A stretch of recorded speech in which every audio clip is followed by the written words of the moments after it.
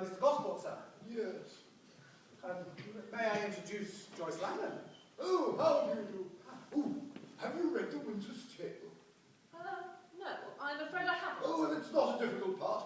It's a girl who's been abandoned by her father when she's a baby, and then, many years later, they meet. No, Mr. Gosport, Miss Langdon isn't here for The Winter's Tale. She's my fiancée. Yes, I see. And I'm going to marry her, and I am not coming to Europe with you. I see. Now, what about those girls for The Winter's Tale? Are they here yet? Yes, Mr. Gosport, I believe. So, did you hear what I just said? Yes, of course I did, my dear fellow.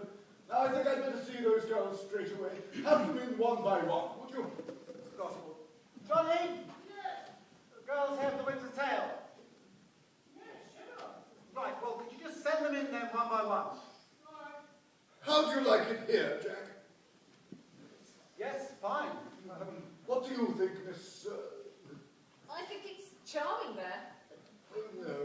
No, I don't think I like it there very much. Mr. Gosport, sir, I don't think you quite grasped what I just said. Yes, of course I did, my dear fellow. You said you thought the pot looked better here, but I don't agree. No, sir, I meant about getting married. Getting married? Well, I'm absolutely delighted, my dear chap. Who to? Edna, I've thought of an entirely new way of dying. Have you, darling? How exciting. Yes, bring on the tune, someone. Johnny! Miss, perhaps you'd be kind enough to take up a position here. Thank you. The beauty of it is in its simplicity. Now, I must find you something to buy. Oh, thank you. Mr. Gosport, sir, I really must tell you something before No, you die. she can't do the quick change in time. She'll just have to wear the black velvet all through. No, but sir, That's all there is to it. I don't want to hear another word about it. Ah.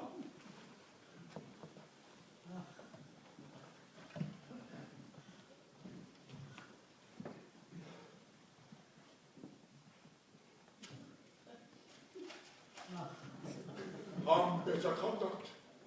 Come, unsavory guide. Thou desperate pilot, now at once run on the dashing rocks, thy seasick weary bark. Here's to my love.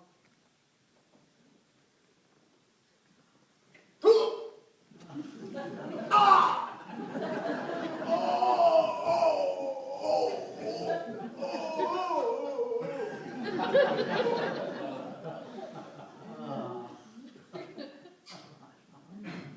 Thus, with a kiss, I die.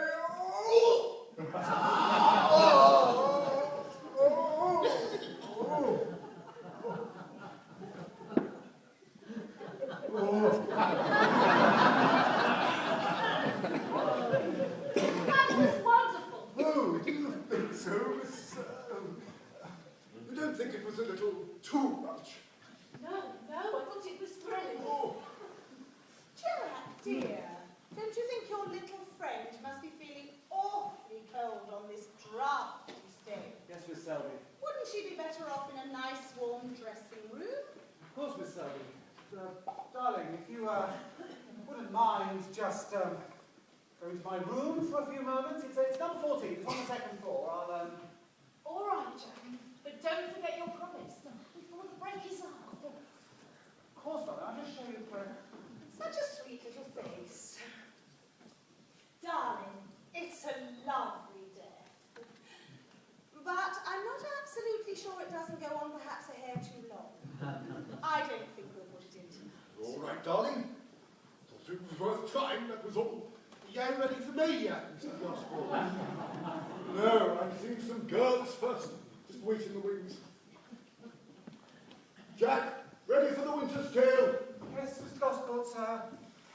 Johnny, are those girls there? Right, could you send the first one in? Tell me what her name is first. Name?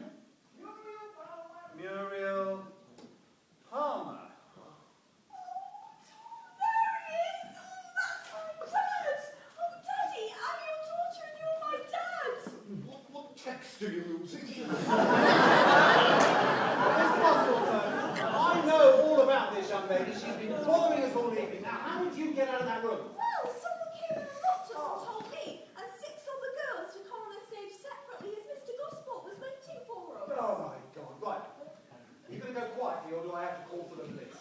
Not the police. Oh, go ahead, I don't mind. I haven't done anything wrong. I just wanted a few words with my dad, that's all. Oh, that's my dad, all right. I recognise him from Mum's picture on the piano. Even in this country, you can't arrest a girl for speaking to her father. Yes, you can't scare me, young All man. right. Johnny, will you just ring the police station for me, please? Tell them to send a man up. Tell them that we've got a spot and bother in the theatre. Do I understand that this lady claims that I'm her father? Oh, your name is Gosport, isn't it? Arthur Gosport, yes. Well, I'm your daughter, Muriel. You haven't seen me because I was born after you left Mum. Mum didn't want me to come, but I thought Dad would be interested to see what I look like and to meet his son-in-law.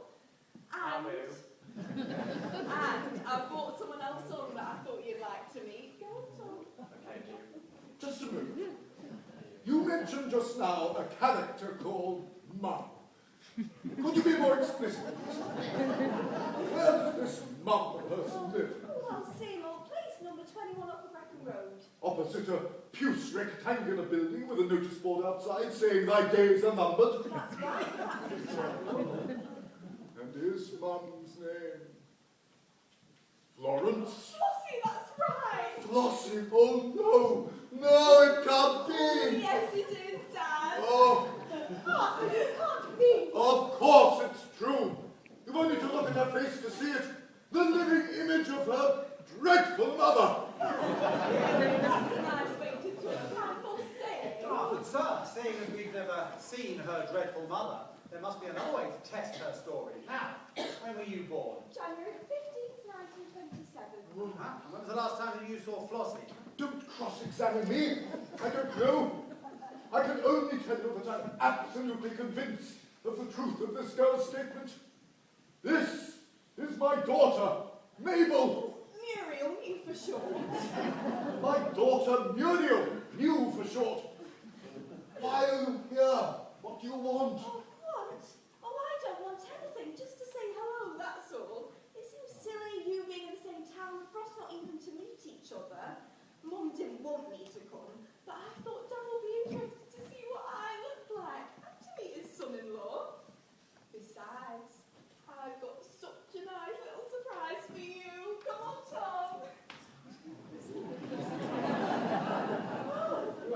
I want to introduce you to your grandson. My grandson? That's right, Dad. Ooh, it looks like Beardome Tree. No, darling. Terrible truth is, looks awfully like you. Don't say that, Edna. Oh, yes, it's the image of his grandpa, isn't he? Oh, you chico wedgie. Oh, no, grandpa took his little I tummy. refuse to tickle his little tummy. How old is it? Oh, 5 months. You're Edna Selby, aren't you? Yes. I saw you in Shakespeare once in Birmingham. You played the Queen when Mr. Gosport was Hamlet. I have played it, yes. Well, I guess in a short way that makes you our little Teddy's great grandmama, doesn't it? It doesn't, not in any sort of way. Please don't say it does. Oh, Arthur, how could you? I am not responsible for Ted. But you are responsible for Mew. I was a mere boy. A wild, hot-headed, irresponsible, passionate boy. A Romeo of 17.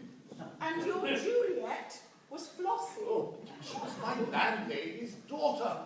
I loved her for a time with all my heart and mind. And she loved me too, though never enough. She never even came to the theatre to see the act. Of course, it had to end, as all such mad, youthful follies must.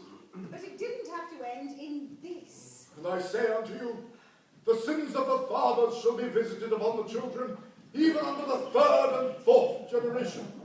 It seems to have got up to the fourth generation far too quickly. Oh, Arthur, it's not in my nature to reproach you for what is past and done, but I do think you've been terribly, terribly foolhardy.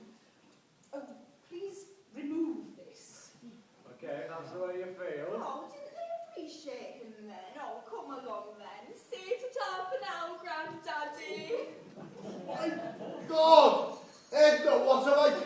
Jack, what am I to do? Well, seeing as they haven't bothered you for the past Oh. 20 years, sir, I don't see why they should start now. Child! That horrifying child! Well, look, just ask your daughter.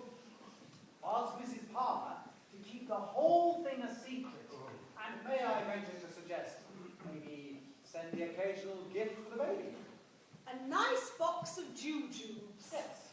flavoured with prussic acid. Really don't think that joke is in quite the best possible taste, Edna.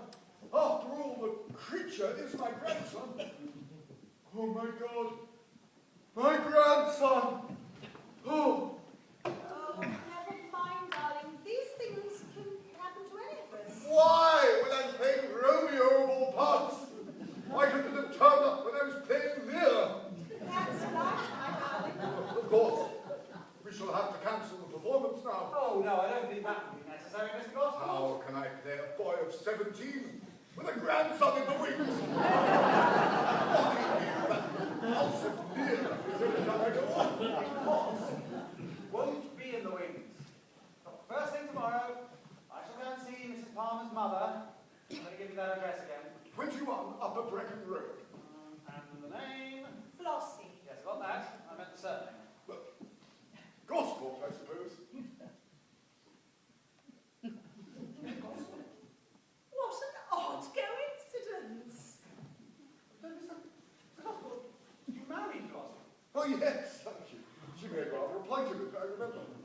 Arthur, do you mean to say that your daughter isn't Oh, illegitimate? no, she's perfectly legitimate, I think. Well, really, that puts an entirely different complexion on the whole thing. It's going to make me look very silly if that gets out. It all happened such a long time ago, and I really didn't see why I should bother you with the whole rather sordid story. When did you divorce your first wife, Mr. Gospel? Well, you see now, I left her to take part in the revival of the passing of the third floor back at Barnes. When did you divorce her? See, that's rather important. You did divorce her, didn't you? Oh, yes, of course I did, my dear fellow, I remember perfectly. So did you divorce her or did she divorce you? Well, we divorced each other, my dear chap. No, you see, that's not quite possible in law, you see, sir. You see, who was awarded the decree Nicer? Oh, the decree nicer. Yeah. What's that? It's the judge's verdict in a divorce action. Judge, I don't remember a judge. I'm sure if there'd been a judge, I'd have remembered. There was a solicitor, I know that, and a lot of documents to sign. Yes, but a solicitor and a lot of documents don't make a divorce. Dear fellow, don't fuss. The whole thing was entirely legal and in order, I assure you. You don't think maybe you just signed a deed of separation and not a divorce at all? Well, of course it was a divorce. It must have been a divorce. The solicitor's name was Jenkins. He had Commissioner of Oaths on his glass door, I remember. Hello, Dad. Just been having a look round the stage. Don't mind, do you? Mrs. Palmer, may I ask you a straight question, and would you give me a straight answer? All right, far away. Is your mother divorced? Divorce? Mom? Well, of course not. Thank you. I think you already gathered that. Mind you, she's often thought of divorcing Dad, but somehow never got round to doing it. Not that she has a good word to say for him, mind you. She says he was the laziest, pottiest, most selfish chap she's ever come across in all her life. He'll come to a sticky end, she used to say to me when I was a little girl. You mark my words, Mew, she used to say. If your dad doesn't end his days in jail, my name's not Flossie Gospel. Mother is clearly a remarkable prophetess. If you and your husband wouldn't mind returning to number 21, Upper Brecon Road, I have a few words I need to speak with your father. We'll be in touch in due course. Okay, well, ta-ta for now, Dad. Ooh, ta-ta! And I will arrange for 3 complimentary seats to be left in your name for Thursday matinee. Thanks a $250 million, Dad. I'm not your dad.